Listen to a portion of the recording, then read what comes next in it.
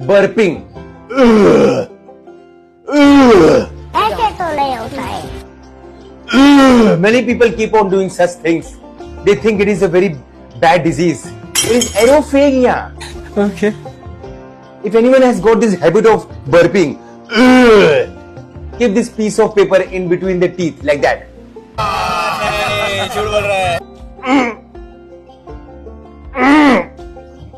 Automatically your burping will come down. Aerophagia will come down. Those people who say, those doctors who say that this is vaat, shame on them, shame on them, shame on them. Talking nonsense, absolutely nonsense. Aerophagia. The more you do burping like that, the more air will go inside the stomach, and then this process will get repeated, and hence they keep on burping.